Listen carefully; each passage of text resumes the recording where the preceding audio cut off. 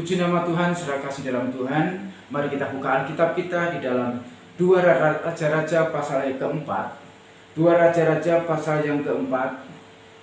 Kita buka kita baca ayat yang ke-7 bagian B. Berkata demikian firman Tuhan.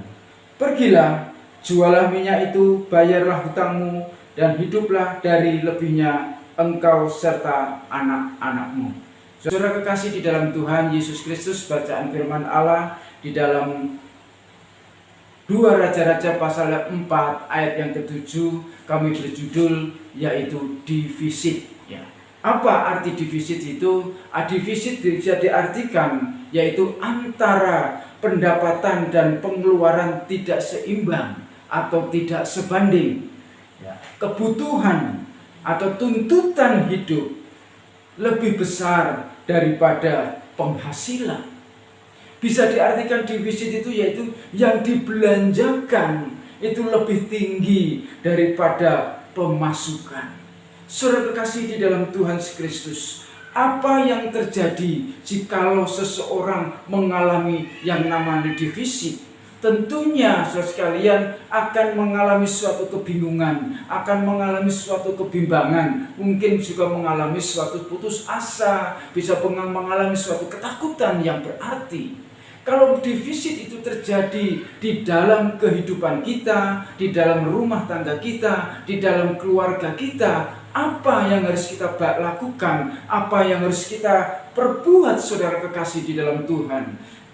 Kebenaran firman Allah pada kesempatan pagi hari ini memberikan gambaran bagi saya dan saudara, yaitu bagaimana seorang ibu janda ini mengalami yang namanya defisit keuangan, defisit ekonomi. Bagaimana reaksi, bagaimana rasanya, bagaimana perasaannya jikalau saat itu dia tidak mempunyai suami, tetapi mengalami suatu tekanan hidup, mengalami suatu ujian, mengalami suatu cobaan, mengalami suatu persoalan permasalahan yang berat, yaitu tentang ekonomi. Saudara kekasih di dalam Tuhan, sebelum saat ini terjadi, di dalam dunia modern ini terjadi yang namanya defisit. Di zaman-zaman raja-raja, di zaman Alkitab sudah mencatat bagaimana seorang ibu ini mengalami defisit ekonomi. Saudara kekasih di dalam Tuhan Yesus Kristus, kalau kita baca pembacaan firman Allah pada kesempatan pagi hari ini, diceritakan di sini bagaimana ibu janda ini melakukan bertahan hidup, bagaimana ibu janda ini mencari solusi untuk mencukupi segala kehidupannya di dalam keluarga, di dalam rumah tangganya. Saudara sekalian kasih Tuhan, ibu janda ini diposisikan dengan posisi yang salah antar kebutuhan-kebutuhan yang harus dilakukan. Ibu ini berjuang mati-matian bagaimana bisa mencukupi, bisa menyelamatkan keluarganya. Di sini diceritakan bagaimana kalau ibu ini tidak bisa membayar hutangnya dalam waktu-waktu tertentu, maka anak-anaknya akan disita, anaknya akan dibawa, dan anaknya akan dijadikan budak. Bagaimana perasaan bagi orang tua, saudara kekasih di dalam Tuhan Yesus Kristus. Mungkin hal ini terjadi di dalam setiap kehidupan kita. Kita tidak memungkiri terkadang defisit keadaan zaman ini, saudara sekalian, membuat hidup kita, membuat hati kita menangis, membuat hati kita tidak bisa berbuat apa-apa. Kita akan menimbulkan suatu sakit penyakit. Kalau kita tidak kuat menghadapi, timbul suatu sakit penyakit, menimbulkan satu namanya stres di dalam kehidupan kita, juga bisa menimbulkan yang namanya emosional, juga terujung-ujungnya yang paling parah tinggal putus asa dan kita mengambil suatu jalan yang pintas. Saudara kasih dalam Tuhan Yesus Kristus, di sini diceritakan ibu janda ini bagaimana mencari solusi yang terbaik, bagaimana untuk mendapatkan atau untuk menyelesaikan suatu persoalan yang ada. Oleh sebab itu saudara sekalian, ibu ini mengambil suatu sikap. Kalau kita baca mulai dari ayat yang pertama sampai ayat yang ke-7, ini menjelaskan apa tindakan yang dilakukan oleh ibu yang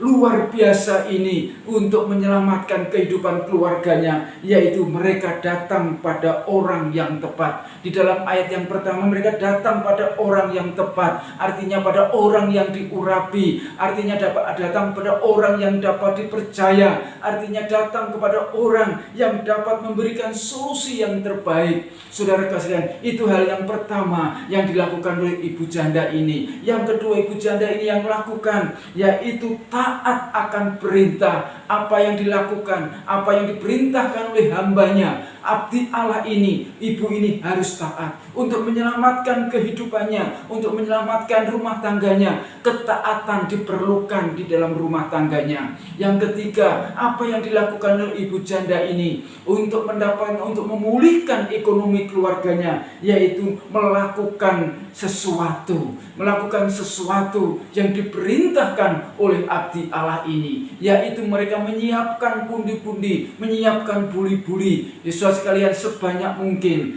Itu sebabnya saudara kasih dalam Tuhan, untuk menerima suatu pertolongan, untuk menerima suatu pemulihan hidup. Yang pertama, kita harus datang kepada Tuhan. Yang kedua, kita harus taat apa yang Tuhan inginkan, apa yang Tuhan perintahkan untuk saya dan saudara lakukan. Yang ketiga, apa yang untuk memulihkan ekonomi kita, untuk memulihkan rumah tangga kita, apa yang harus kita lakukan. Kita harus mentaati, kita harus melakukan apa yang diperintahkan Tuhan di dalam setiap kehidupan kita. Ketiga hal ini harus menjadi perenungan bagi saya dan saudara untuk kita memulihkan suatu pertolongan Tuhan. Ayat yang ketujuh, di situ dikatakan akhirnya janda ini mendapatkan pertolongan daripada Tuhan. Minyak-minyak di dalam buli-bulinya tidak akan habis sampai buli-bulinya itu habis disediakan. Itu artinya saudara kasih Tuhan, pertolongan Tuhan nyata di dalam setiap kehidupan kita. Selama kita mau dengarkan firman Tuhan, selama kita mau taat akan firman Tuhan,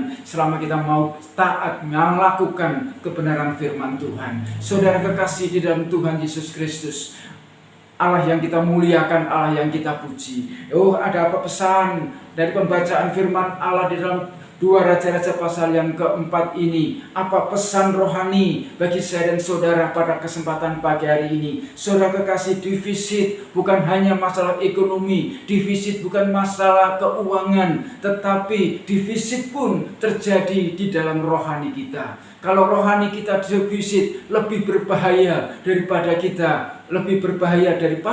kita mengalami defisit ekonomi. Saudara, kalau kita di dalam hati kita, di dalam setiap kehidupan kita, defisit rohani, defisit iman, defisit jiwa, saudara kasih Tuhan, kita akan merasa hidup kita tidak ada artinya, dan kita akan stres, kita akan putus asa, dan kita akan mengambil jalan-jalan pintas untuk menyudahi kehidupan ini. Oleh sebab itu, saudara kekasih dalam Tuhan, defisit jasmani itu terjadi, tetapi defisit rohani itu lebih penting, lebih perlu bagi orang-orang percaya, harus kita hindari, yang harus kita singkirkan di dalam setiap kehidupan kita. Rohani kita jangan dibiarkan kosong, defisit rohani kita jangan dibiarkan kosong, hati kita jangan dibiarkan kosong. Saudara kasih, hati kita selalu, setiap waktu, setiap hari, setiap saat hanya diisi oleh kepentingan, oleh keperluan jasmani yang kita pikirkan setiap hari, mulai bangun tidur sampai tidur lagi adalah kebutuhan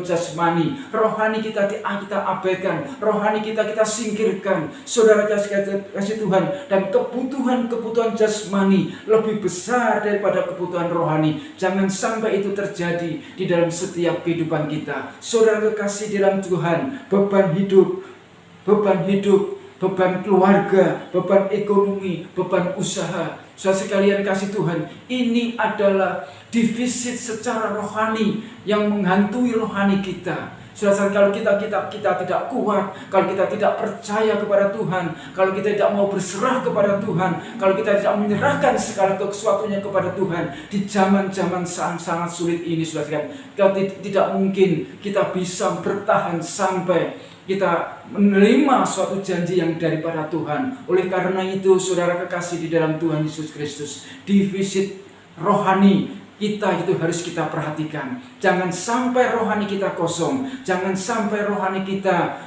diisi oleh kebutuhan-kebutuhan jasmani yang akan menguras iman kita, yang menguras iman kepercayaan kita. Jangan sampai rohani kita kosong sehingga kita tidak percaya lagi kepada Tuhan. Kita tidak percaya lagi akan janji Tuhan. Di dalam nama Yesus kita harus singkirkan semuanya itu. Dan kita fokuskan kita mau belajar seperti seorang janda ini. Saudara kita kasih dalam Tuhan, kita harus melakukan seperti yang janda ini lakukan. Apa yang harus diperbuat jikalau kita, saudara sekalian, mengalami defisit rohani? Apa yang harus kita lakukan jikalau rohani kita, jikalau iman kita lemah, jiwa kita lemah, jiwa kita tidak ada bergairah? Apa yang harus kita lakukan? Belajar dari perempuan janda ini bersama anaknya ini. Kita belajar, ada motivasi, ada penyemangat di dalam kita melangkah di hari-hari yang jahat ini. Yang pertama, takut akan Tuhan. Di sini kan takut akan Tuhan. Takut akan Tuhan ini berarti kita tetap taat. Artinya takut akan Tuhan kita tetap setia. Takut akan Tuhan artinya di sini kita tetap percaya, menyerahkan segala perkara di dalam tangan kuasa Tuhan. Apa yang harus kita lakukan jikalau ada defisit rohani di dalam kehidupan kita saat hari ini?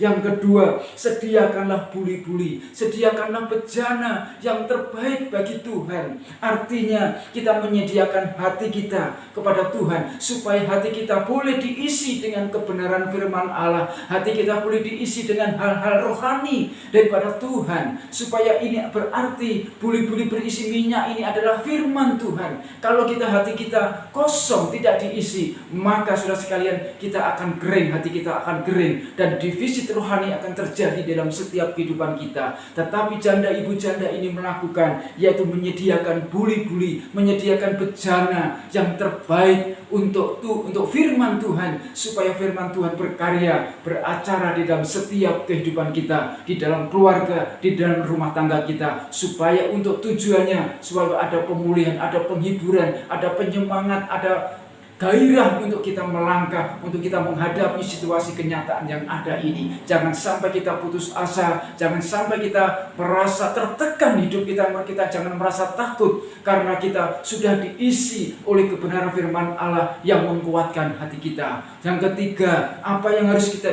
lakukan untuk melihat atau mengatasi defisit rohani kita, yaitu mereka bejana dari luar. Minta bejana dari luar. Kita minta, di dalam firman Allah katakan, mintalah kepada tetangga-tetangga bejana-bejana yang lain. Artinya di sini saudara sekalian, kita jangan berjuang sendiri. Hidup kita tidak bisa mengatasi diri kita sendiri. Artinya kita harus memerlukan orang-orang, kita memerlukan dukungan-dukungan dari orang lain, kita memerlukan penyemangat orang lain, kita memerlukan doa-doa penyemangat dari orang lain. Kita tidak bisa menyadari, kita tidak bisa hidup jalan sendiri di dalam dunia yang fana ini. Kita saling membantu, kita saling mendoakan, kita saling mensupport, kita saling mengingatkan, kita saling menasihati, kita saling menguatkan. Itu arti firman Allah yang mengatakan bahwa mintalah bejana-bejana dari luar. Artinya kita tidak bisa melangkah menjalani kehidupan ini berjalan sendirian. Kita memerlukan suami, kita memerlukan istri, kita memerlukan anak-anak, kita memerlukan sahabat kita, memerlukan kerabat kita untuk saling mendoakan dan saling membangun. Yang keempat, apa yang harus kita lakukan jikalau defisit rohani terjadi dalam setiap kehidupan kita? Masuk kamar dan tutup pintu. Artinya saudara kasih dalam Tuhan, kita datang kepada Tuhan, menyerahkan semua perkara kita kepada Tuhan.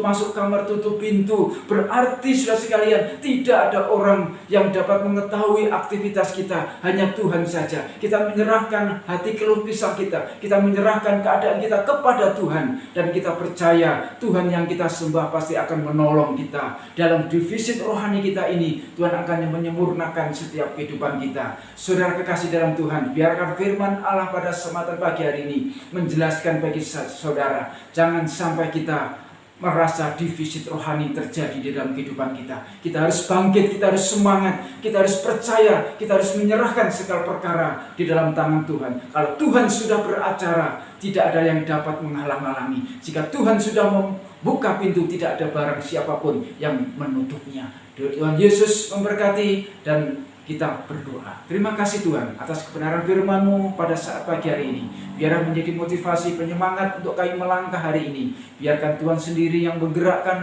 firman-Mu termaterai di dalam setiap hati kita umat-umat Tuhan. Terima kasih Tuhan, terima kasih Bapa. Sebentar hamba-hambamu, anak-anakmu, orang percaya akan melakukan aktivitas kami. Kami percaya berkat Tuhan sudah menyertai kami. Terima kasih Tuhan, ampuni salah dosa kami, ampuni setiap kekurangan dan kelemahan kami. Dalam nama Yesus Kristus kami akan syukur kami. Haleluya, amin.